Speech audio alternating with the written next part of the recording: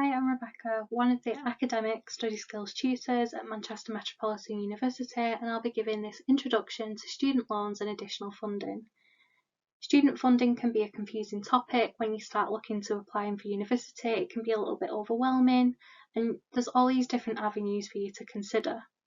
By the end of this video, hopefully you should be able to understand the different types of funding that is available to students. So, student loans, what are they? Let's start by looking at the costs which students incur when they come to university. The first cost is tuition fees, and the second cost is maintenance and living costs. There are student loans that can help cover both of these costs. From Student Finance England, you can apply for a tuition fee loan which will cover tuition fees, and there's also a maintenance loan which will help cover some of the living fees. It's worth bearing in mind that each country in the UK is different, but know that if you're studying in Northern Ireland, Wales, Scotland or England, you'll be eligible for different kinds of funding. Save the Student have great guides on applying for funding in the UK, and I'd advise that you check those out. Student Finance England has two loans that will help cover these costs. There's the tuition fee loan, which will cover all of your tuition fees. This goes straight to your university and it will never reach your bank account. So you don't have to worry about you transferring the money to your university. It goes straight from the student loans company to your university. The maintenance loan, however, will cover things like rent, travel, course materials that you might need like books, and food, all which you need to live and survive as a student. This will be paid into your bank account in 3 instalments during the academic year. Both of these loans do need to be repaid, but student loans don't have to be paid back until the student has left or finished their course and your income's over a certain amount. More details on this can be found in our video debunking some of the student finance myths. There's a great resource which is the maintenance loan calculator, which estimates how much you may be entitled to, so try using one of these to get a feel for how much you could have to support yourself at university. You can find them on government websites like the Student Finance Calculator for Student Finance England. As I said, the maintenance loan will be paid to you during the academic year in 3 instalments, so you don't get monthly payments like you do when you're in a job. You get 3 instalments, so each of those instalments is usually done termly, and the instalment will have to last you until you get your next one. So the loans all have to be applied for, and the earlier you apply for the loan the better, as you'll be able to get your funding quickly when you start your course, and it'll also help you with your budgeting.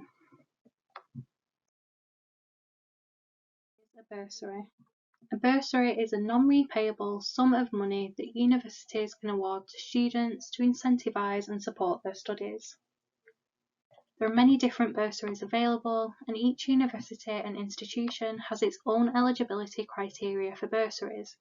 It differs from provider to provider, so it's important that you do your research and check what you may be eligible for. It's worth spending some time researching bursaries.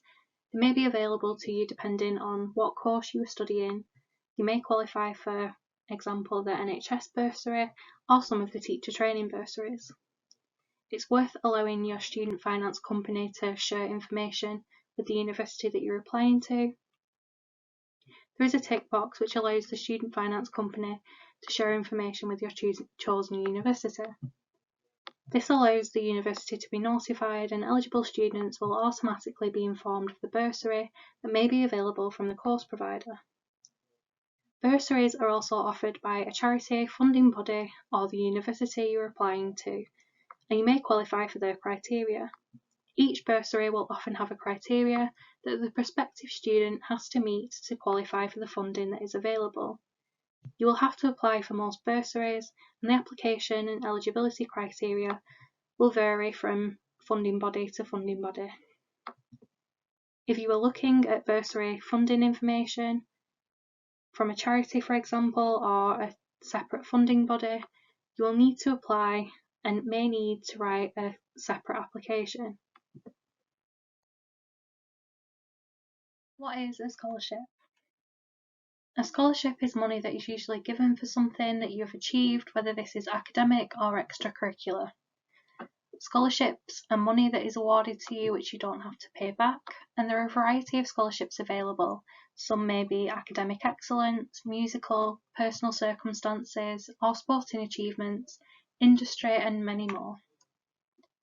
For instance, the academic excellence scholarships. Many universities offer scholarships to students who achieve specified grades to encourage students to choose their university. Industry scholarships may be from companies or funding bodies offering a scholarship to recruit graduates or work experience to the industry, and may be included as part of the scholarship.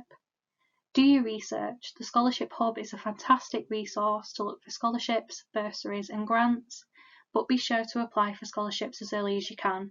There may be a limited amount of scholarships that your university can offer, so if you meet the eligibility criteria, the earlier you apply for the scholarship, the better. Scholarships are often highly competitive as well, so the earlier you apply, the better chance you stand of getting it. Also check that the university websites or the funding bodies' websites, because there are often deadlines for when you have to apply for a scholarship by, and if you miss that deadline date, you can no longer apply for the scholarship. What is a grant? A grant can be given for achievement, personal circumstance, or financial need, and is money which is awarded and does not have to be paid back. You can check the student finance calculator to see what extra help you might be able to get, and some of these grants include disabled students allowance. If you have a disability, long-term health condition, mental health condition, or specific learning difficulty such as dyslexia, you could apply for this grant. There are also the childcare grant, Parents' Learning Allowance, which is available to full-time students only, and the Adult Dependence Grant, which is available to full-time students only. So make sure that you use that calculator to check whether you're eligible for some of these government and student finance grants. There are grants available from other funding bodies, such as charities and trusts. The easiest way to find these is to use the Turn to Us grant search and the Scholarship Hub. If you meet the criteria, you may be eligible for these grants. However, these require further research and separate applications. Applications may ask you to provide financial support, some may ask for bank statements, and some others may ask for personal statements, which will go off your achievement or personal circumstance. There are lots of different grants available, and I'd advise using the Turn to Us grant search and Scholarship Hub to investigate this further. Providers may provide students with a study enhancement gift as an incentive to join their course or to study with them.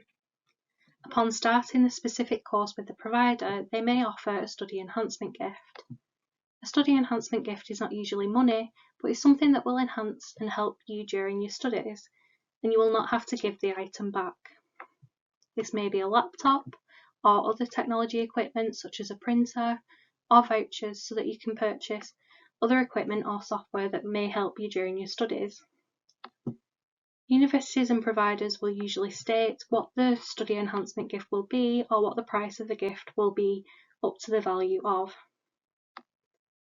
There will also be eligibility requirements for the study enhancement gift, which will be stated on the university and provider's website. Top tips. Number 1. Use the student finance calculator. You can use this to estimate how much maintenance loan you could be entitled to, but also any other student finance bursaries like disabled students allowance and the childcare grant. You can factor this into your budget, which will make planning a whole lot easier. Number 2, apply to student finance early and any bursaries, grants or scholarships that you might be eligible for. The sooner you apply, the less stressful it will be later on, as you'll know how much money you'll have to support yourself during the academic year. Remember, there may be a limited number of scholarships, bursaries or grants, and some of these will be competitive and have deadlines of when you have to apply to by, so apply as soon as you can. Do your research using the links that we've signposted to, like Scholarship Hub and Turn to Us, but also using the student finance and course pages on the universities that you're interested in attending. Number 4, inquire. Don't be afraid to inquire to your prospective university. If you want some clarification on a scholarship criteria, for example, then email the admissions or application team. There's always an email address on the university website that you can use to get in contact, and ask these questions. The admissions team will be more than happy to help you. Number 5, use the signposted links that are on this page to help you in your journey.